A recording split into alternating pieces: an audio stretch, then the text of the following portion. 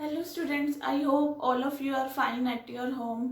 Student, जैसे आपको पता है कि भी हमारा जो चैप्टर चल रहा है वो चल रहा है aggregate demand and it's components. ठीक है, तो हमने उसके दो टॉपिक है वो कवर कर लिए हैं। एग्रीगेट डिमांड क्या होता है, उसका शेड्यूल हम कैसे बनाते हैं, और कंजम्पशन फंक्शन।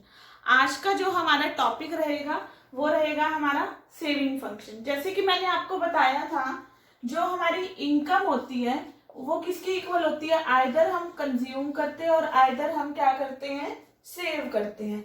तो ये कंजम्पशन फंक्शन हमने पढ़ चुके हैं ने। आज हम पढ़ेंगे सेविंग फंक्शन और इसको डेरिवेशन पढ़ेंगे, saving function from consumption function.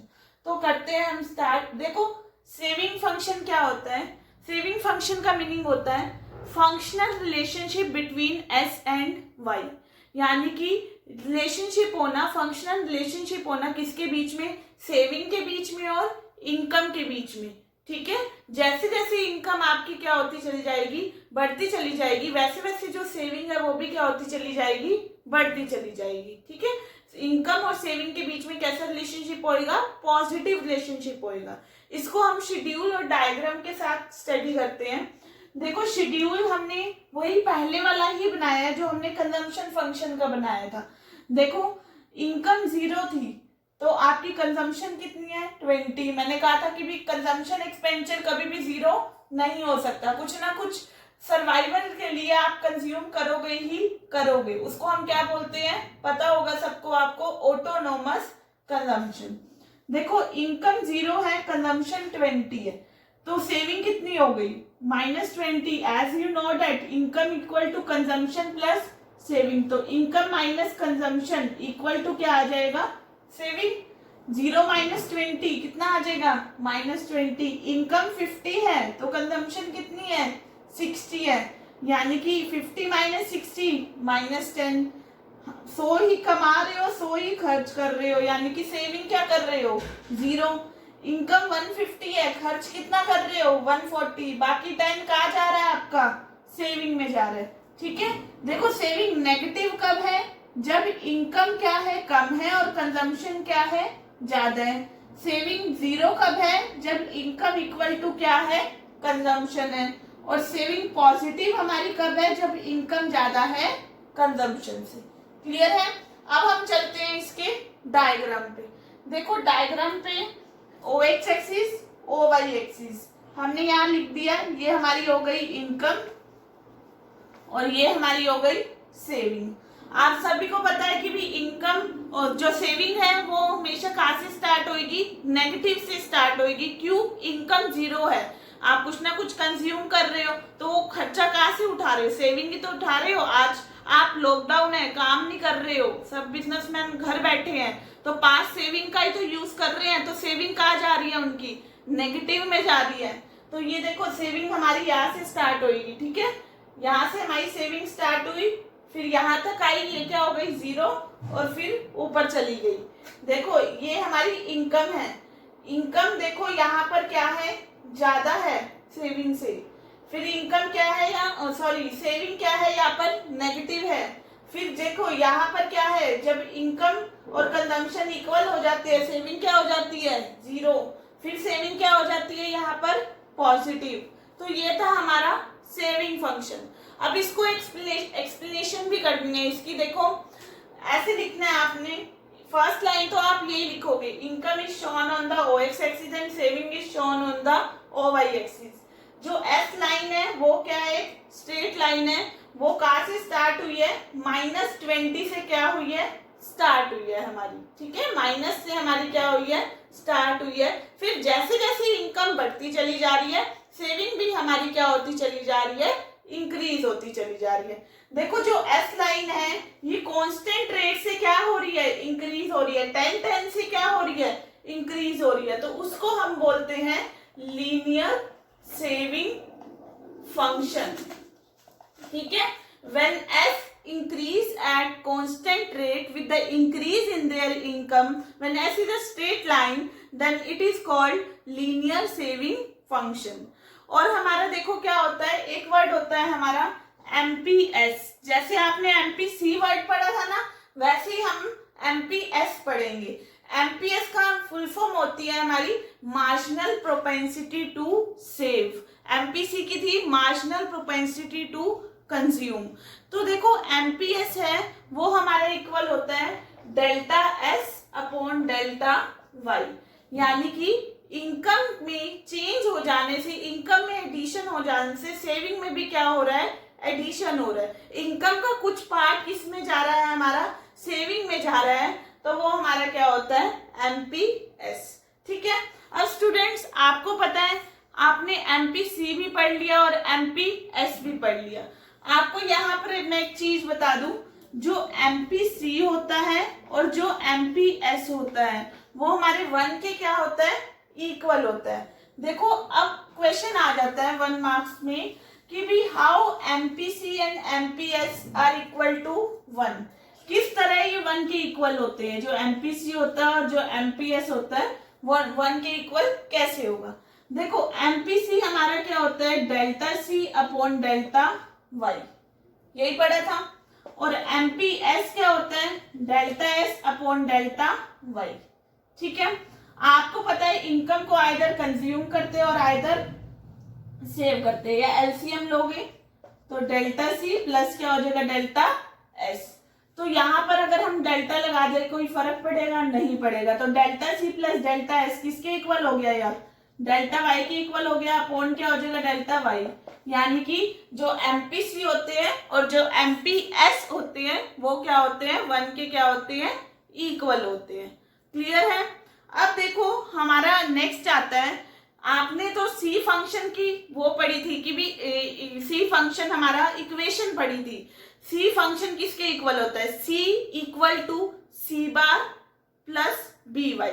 ठीक है, ये पढ़ी थी ना आपने, ये देखो आपने पढ़ा था C equal to C bar plus B Y, ये C की इक्वेशन पढ़ी थी। सी बार का मतलब क्या था, ऑटोनॉमस कंजम्पशन, जब इनकम क्या थी, 0 थी तो हम कुछ ना कुछ खर्चा कर रहे थे। और बी का मतलब हमारा क्या था, मार्जिनल प्रोपेंसिटी टू कंज्यूम, यानी कि एमपीसी उसका मीनिंग था। तो देखो सेविंग फंक्शन की हमारी डेरिवेशन क्या होगी, minus C bar plus 1 minus B into में वाई। ठीक है। माइनस सी बार देखो कैसे है, आपको अभी मैंने बताया है इनकम 0 थी तो कंजम्पशन कितनी थी, 20, तो सेविंग कितनी थी, -20। तो ऑब्वियस ही बात है 0, जब इनकम क्या होगी, 0 होंगी तो हमारी कंजम्पशन और सेविंग क्या होंगी, इक्वल होगी। देखो वो 20 थी, वो क्या थी, -20, बट डिफरेंस इतना था, वो पॉजिटिव में थी, सेविंग हमारी किस में हो जाएगी, नेगेटिव में। तो ऑटोनॉमस कंजम्पशन ही इधर आएगी हमारी, लेकिन विद अ नेगेटिव साइन हम लेकर चलेंगे। आप शेड्यूल में जाकर देखो, वो 20 है तो वो -20 है, तो वहां सी बार दिया तो यहाँ पर हम लेंगे माइनस सी बार। प्लस का क्या हो जाएगा, 1 माइनस बी वाई। बी का मतलब अभी मैंने आपको बताया एमपीसी, इसका मीनिंग होता है। देखो एमपीसी और एमपीएस किसके इक्वल है, 1 के क्या होते हैं, इक्वल होते हैं। यानी कि अगर इसको मैं लिखूं यहाँ पर बी लिखूं यहाँ पर, तो यहाँ पर क्या हो जाएगा, एमपीएस किसके इक्वल हो जाएगा, 1 माइनस बी के क्या हो जाएगा, इक्वल हो जाएगा। तो यहाँ पर हमारा क्या आएगा, 1 माइनस बी इंटू में इनकम, या फिर ऐसे लिख सकते हो minus C bar plus marginal propensity to save into में इनकम। क्लियर है सबको, आई होप ये टॉपिक क्लियर हो गया होगा। अगर नेक्स्ट हम जो टॉपिक पढ़ते हैं वो पढ़ते हैं डेरिवेशन। देखो डेरिवेशन आपकी 4 मार्क्स के पॉइंट ऑफ व्यू से बहुत ही ज्यादा इंपॉर्टेंट है और काफी टाइम ये पेपर में आती भी है। डेरिवेशन देखो, डेरिवेशन करनी है हमने, derivation of F function from C function.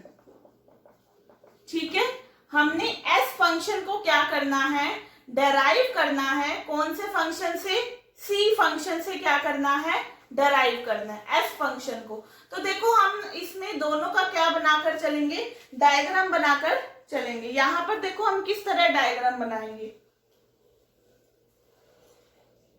दोनों का इकट्ठे डायग्राम बनाएंगे। यहाँ पर ये हमारा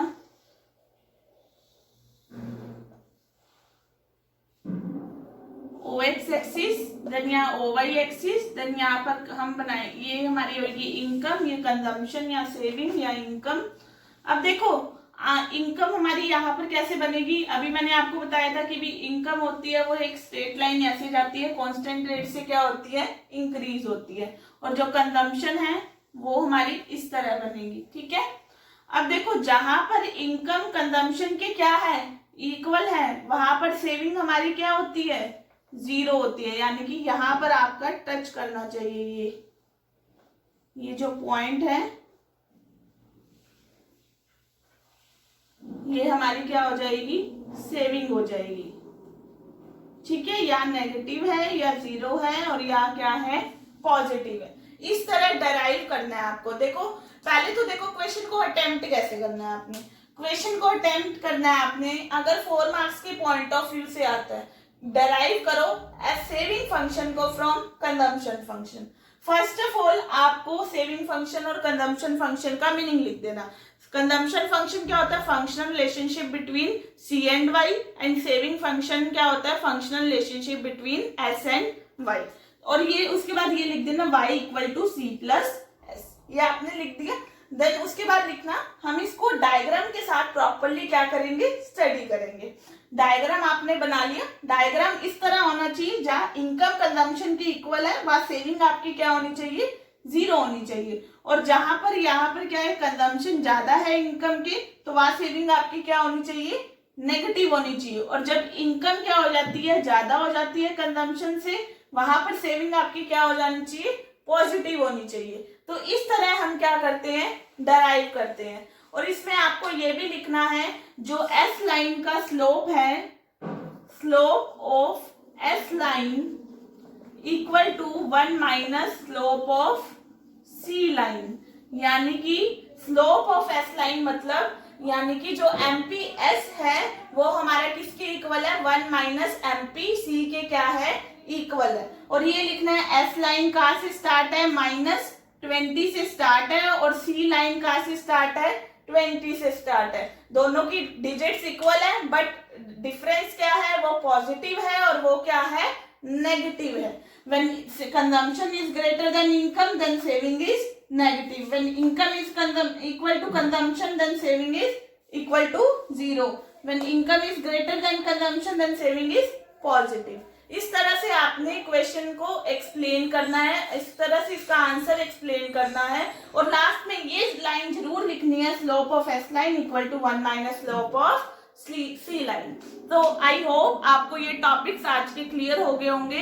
ये जो डेरिवेशन है ये मोस्ट इंपॉर्टेंट टॉपिक है। और हाँ, एक और बात, इसमें जो डेरिवेशन है, देखो अगर तो आ जाए derivation of S function from C function, यानी कि एस फंक्शन को, सेविंग को हमने डराइव करना है सी फंक्शन से, कंजम्पशन से, तो कंजम्पशन ऊपर बन रहा है, सेविंग क्या बन रहा है, नीचे बन रहा है। कभी कभार क्वेश्चन ऐसे आ जाता है, derivation of C function from S function, C function को आपने डराइव करना है एस फंक्शन से, तो जो सेविंग वाला डायग्राम है ये आपका ऊपर बनेगा और जो कंजम्पशन वाला डायग्राम है ये नीचे बनेगा। ये इस बात का जरूर ध्यान रखना है, ये बहुत पजलिंग हो जाता है और ये आता भी घुमा फिरा के क्वेश्चन है। सो आई होप आपको ये टॉपिक्स क्लियर हो गए होंगे। इन टॉपिक्स को अच्छे से करना, बार बार व्यू करना, और अगर आपको मेरी वीडियो अच्छी लगी है तो इसको ज्यादा से ज्यादा लाइक करना और मेरे चैनल को सब्सक्राइब करना। Okay, thank you everyone.